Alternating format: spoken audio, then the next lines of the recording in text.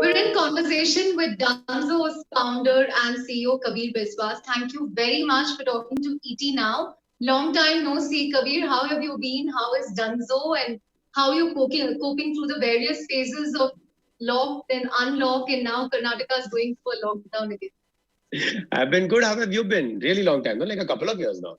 Yeah. Right. No, we've been doing okay. The lockdown's been all right.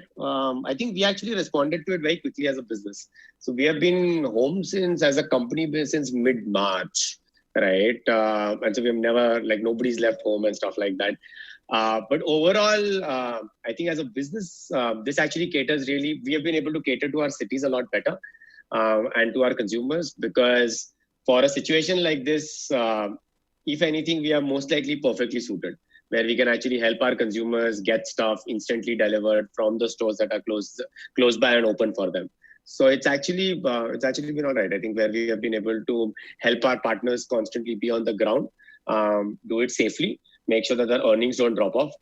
Merchants are able to go ahead and deliver to the users that they've always been catering to, and our consumers, because of Dunzo, don't have to leave home, which has fundamentally been our promise always. So no, it's been okay. I think there's an emotional and a human capital to the lockdown, which I think we will only understand maybe after a year and a half of when it ends. But that's slightly more philosophical. Yes. Okay. I'm going to request you not to move, otherwise your brain's going to be all over the place in the interview. Okay, that's my only request. But moving on, Kabeer, any data or statistics that you can share in terms of how you've grown in the last few months? Because fundamentally the business has also changed, right? I mean, earlier you had people in offices who perhaps had to use Dunzo to run errands for routine stuff, which they may not need anymore. So how has your business fundamentally changed in the last few months? So our use case wasn't really as much necessarily office bound only, right? It was always to go ahead and help with, and that was the pitch right at the top itself, right? We want to be able to make sure that your things that you're taking up too much time in your personal lives don't need to get done anymore, and you can get them done soon. Right? Correct. So the to-do list was something that was personal to you. It didn't necessarily have to do with office or home. Now that you're home, it's better because we're able to get stuff to you delivered in one location. Right.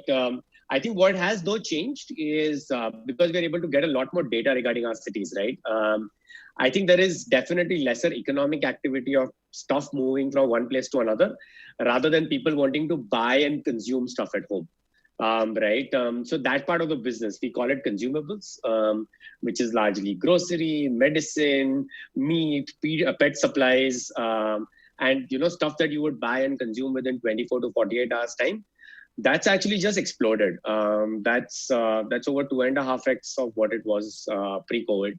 And I think with our merchants that we had online, we're actually starting to do about 3x, 4x more business than what we were doing pre-COVID. It's basically saying that things that people would have either thought of doing it themselves on a walk or a run also now need to get done. Right. And secondly, for use cases that they wouldn't have thought that they could get deliveries, they're now again able to think of a product like Dunzo and say, hey, you can do this also. And so both of them are having a positive impact in terms of people staying at home. And if you were to really study what's COVID's done across the world, right? Everywhere that they've been able to successfully combat it, it's been on the back of hyperlocal delivery infrastructure, which means it's a better explanation of that is it is much better that there are 40,000-50,000 people on the ground and delivering to consumers and staying safe, rather than trying to open up the whole city and telling 2 million people to get out of their houses, right? And so that's at the crux of it, where people are able to go ahead and stay at home because these 40,000-50,000 people are on the ground and actually getting stuff done for people, and you can take care of what you call their safety a lot more.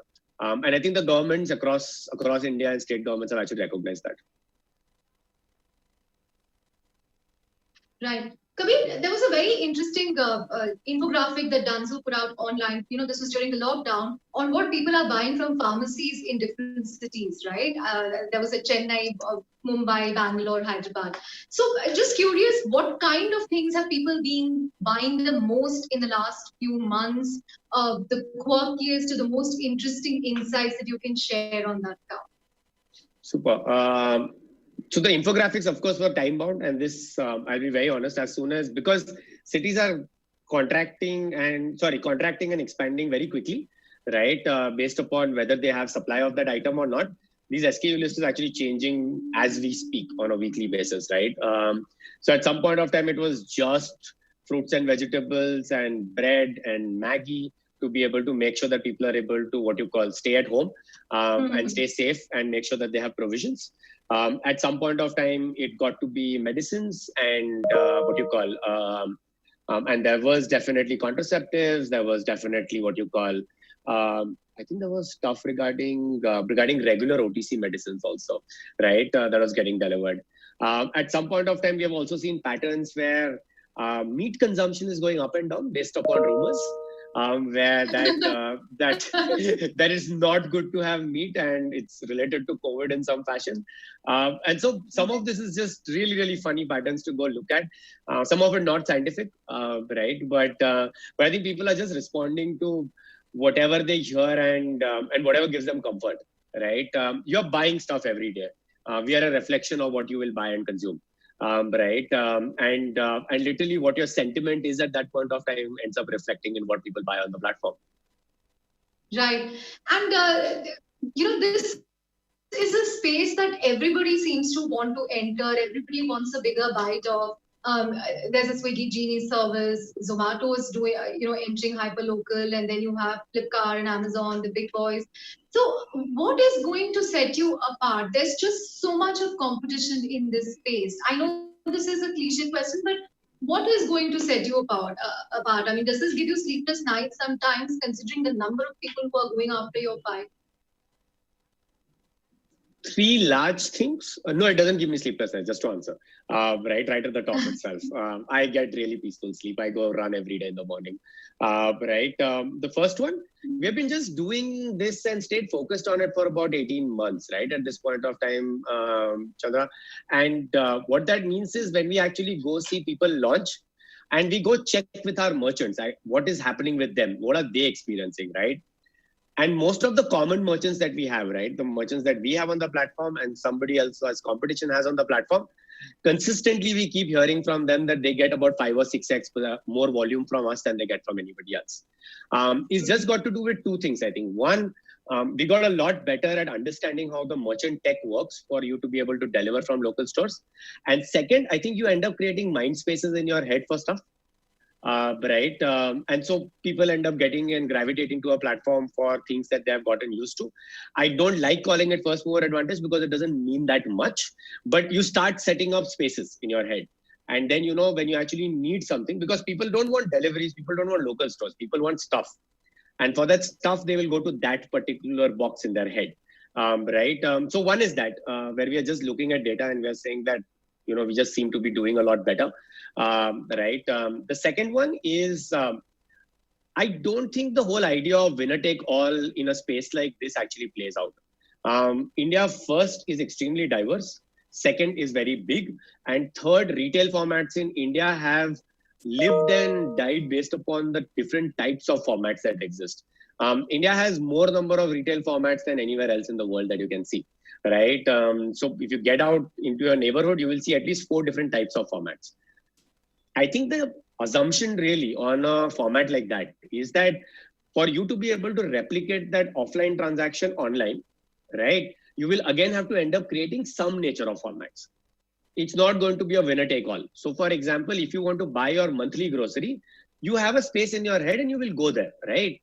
We don't want to compete for that at all. We want to compete for every time you run out of stuff, right? And you tend to run out of stuff twice a week, right? Now, can we potentially move a few SKUs from your monthly basket to your running out basket? Sure. But we cannot, entirely move your monthly basket because that's the way people shop, right? That's the way they have gone about creating their life. right? So there is a concept of ration. So that ration will continue, right? We are not trying to even do that space. We are trying to say that every time you run out, you will come to us and get it done. So the idea of winner take all doesn't work in such a big market, right? Like grocery is like hundreds of billions of dollars in this country, right? So we think we are better. Second, we think we are in a really big market. Third, we just like, I think it's the biggest white space in this country right now, right? There have been a lot of verticalization, and the internet in general in India, what it has done is it has gone behind trying to say that you will recreate supply chains to actually deliver to consumers, right? But I think if you have looked India and studied it or understood it deeply, there is a reason why the Kirana stores continue to exist, and why they continue to do really well. And the large reason for that is because we have created a supply chain based upon people, which is really on thin margins. And that thin margin is possible because the cost of labor in this country is really low. So the potential, what you call white space that exists in India is to say, okay, can we bring those transactions online? Because those transactions haven't gone away anywhere. Right. And so it is the largest, what you call white space in this country. So I'm actually just disappointed that people are taking this long to come to this. So about time. Right. But Kabeer, sometime back, you also tied up with Google Pay for Essentials. You also have a space on the Spot platform. How has this really helped in getting new customers or expanding your audience? Take us through that. Super. So I think it's still new. I think it's about it's about 8 weeks at this point for launch, right? So it's very, very early to really go talk about it, right?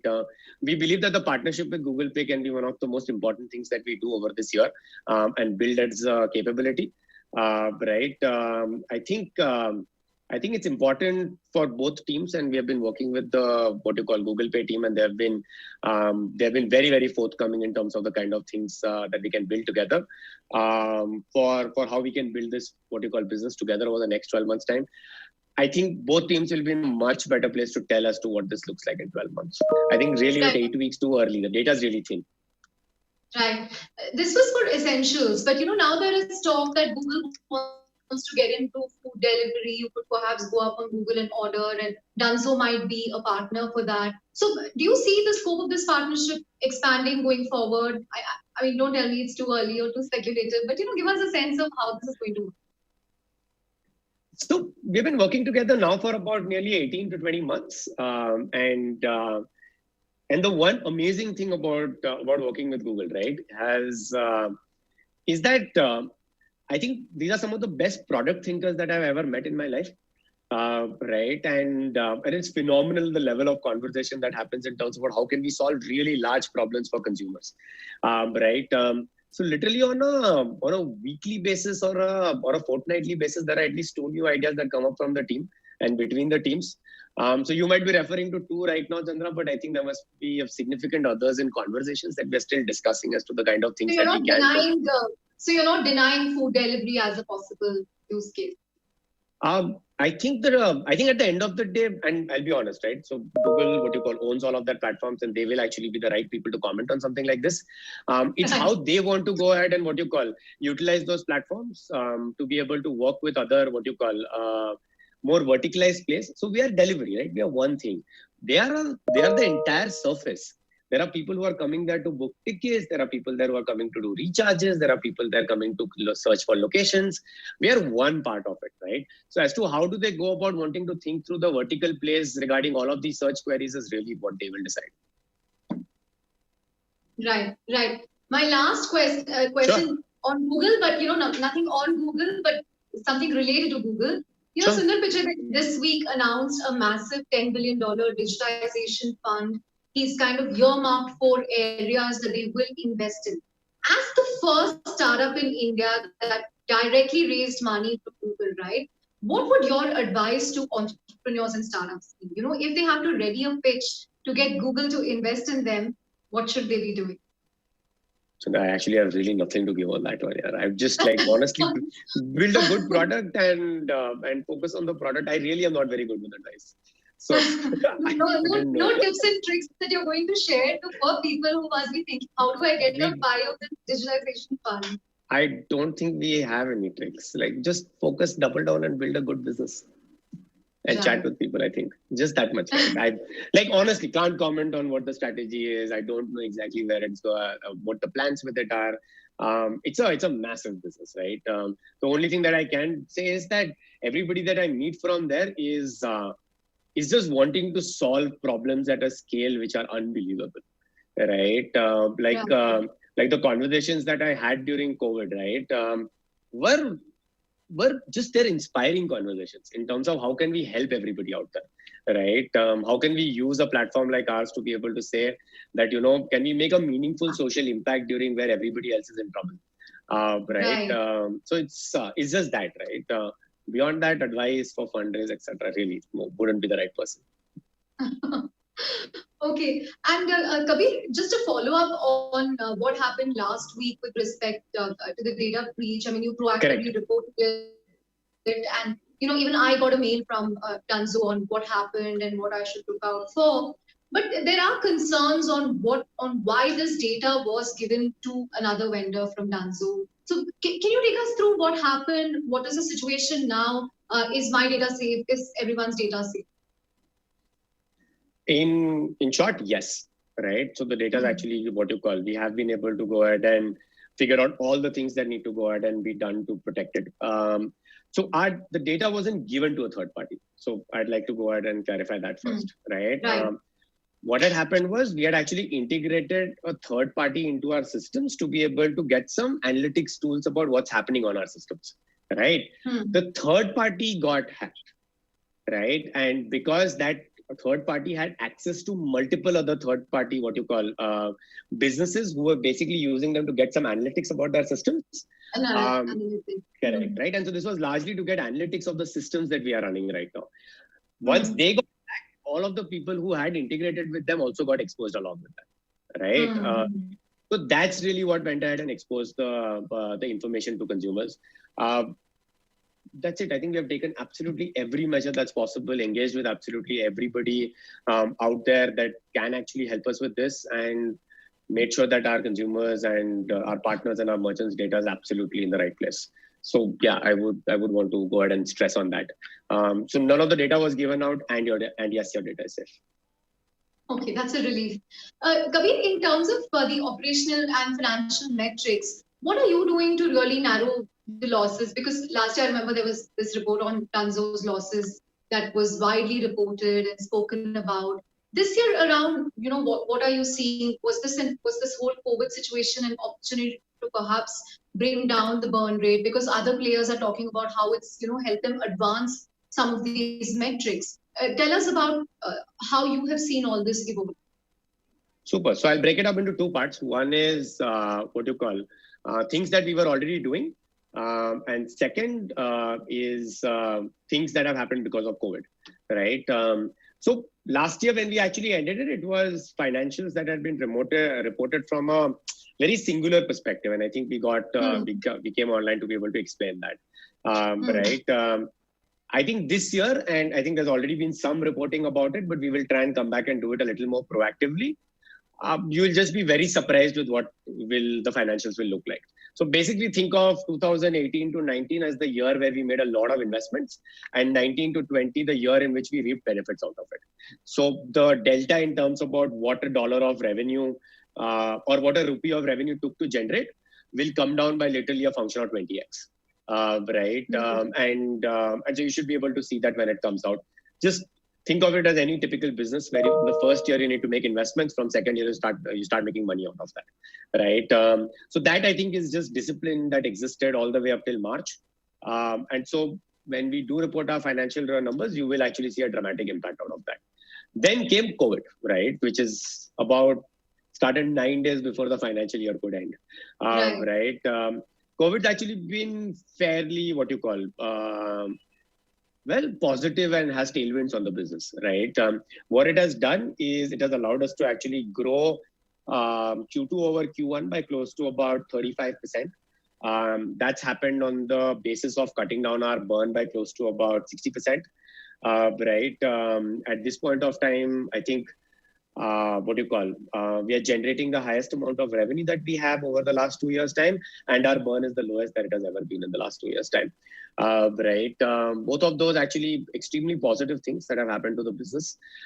It's coming off three large things. One, people are buying more categories and more items in every order. So the basket size is going up, because honestly, the only way to actually right now shop is to shop from your local stores. And in a lot of geographies, we might have been the only one who actually had the right density of merchants to be able to handle that, right? So that was one positive. The second was delivery partners. There was enough and more of them that were around, and so we were able to go make sure that people's orders were run properly and each and every time. And lastly, users started paying about 15 rupees more per delivery, right? And so what that did was it allowed us to bridge the unit economics per order, and make sure that we didn't have to actually subsidize any order on the platform anymore. But it's a three-sided problem. All the three sides actually started acting up together because of COVID. But it's, I think, as a function of two things. One, because local stores were the most important part of COVID. Second, the only way to actually deal with COVID was to not actually have trucks flying inside the city, but have local, two-wheelers flying inside the city. And so we came out on the right side of both of those phenomena. Right. So you're saying be pleasantly surprised with all these metrics when you report the entire for the entire year, because a recent report said that you're on course for 4x revenue growth and an improvement in unit economics. So we can expect more of that. Yeah, that report is right. They also had a conversation. You were quoted in that report, so it must be definitely right. So it's right. So we'll come up with that, because it was early. We haven't really audited financials and closed it yet. So once we go ahead and do that, we will actually proactively put something out. I think my learning out of last year was that we had rather do it proactively than waited to take over. Okay. Final couple of questions, Kabeer. I'm also very intrigued by the public perception around Dunzo, the way you handle, say, queries on Twitter or social media, or even the promotional SMSs that you send out. It's quirky, it's funny, it plays on a lot of puns. So how involved are you in the way this perception was shaped? Was this a conscious decision, to give this vibe? I just want to understand. So I'm not actively involved, just to clarify that first question, right? I think the only thing, and so I think it's important to recognize in an organization what part of your organization is artists, right? And there are parts of the organization that are just artists, right? There are designers, there is brand, there is even engineers, right? The best engineers are actually artists. The best product people are artists. The best analytics people are artists. Some of the best operational people that you can find out there are also artists, by the way. Few, but there are, right? Coming to the design brand side of it, right? Honestly, from a real vantage point, the only thing that one can really do is to try and say, see, these are our guardrails. This is what we want to achieve, right? Get the right people on the team, give them the right resources, and then let them be. Right, and that's it. And I think if you got the first four right, you will most likely see them do amazing stuff. So that team's actually just doing incredible stuff. They're an extremely proud team. They're a very, very tightly knit team. We also have a joke about it that someday we could just monetize them on the platform. Right, but no, they're just remarkable, right? And the kind of stuff that they are doing is something that's just completely their own doing. And the only thing that we can do is try and give them guardrails on saying that this is what we want to achieve. Now for you to figure out, right? And I think they've been able to figure out, and a voice. So one of the things that we always wanted was we wanted to have you should be able to tell this has come from Dunzo. Right? It shouldn't take you more than, and have you read this book called Blink? I don't know if you have. It's by Malcolm Gladwell, right? And the book basically postulates that, in a second, you have made a decision about most things, right? I think the greatest brands also have a blink moment where you're able to go ahead and recognize that this is from the brand instantly. And that comes out of not only repetition and doing it in a high decibel format, where you spend a lot of money to do it, but that's not really a great way to answer the problem, right? But a great way to do it is if you are unique and if you are if you are something that people will notice every time they see a visual from, or even see a message from, or even hear a sound from, right? And if you can drive that at just the level of Right. creating uniqueness, that's really the only thing that we, I think, left them with as a brief or as a feedback. And I think they were able to really figure out what they wanted to do with that. Right. Finally, Kabeer, an interview I read of yours a few months ago, you spoke about how you were very inspired by the Amazon journey, where they managed to grow over a period of 2 decades, the way they've sort of consistently managed to grow. So, now Dunzo, now that you're a few years old, have you been able to define what you're going to be, say, over the next decade, how you're going to get there? Just a final question from you. No, absolutely, right. It's the most important part of a business, right? So we actually have our top set of cities actually now already profitable, Chandra, right? I think one of the most important things that businesses need to understand is it's our responsibility to actually turn profitable and be able to return money to our investors, right?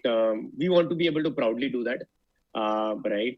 So we actually now have a plan which make sure that we will actually become entirely profitable in about a couple of years' time, or at least not need any external capital, right?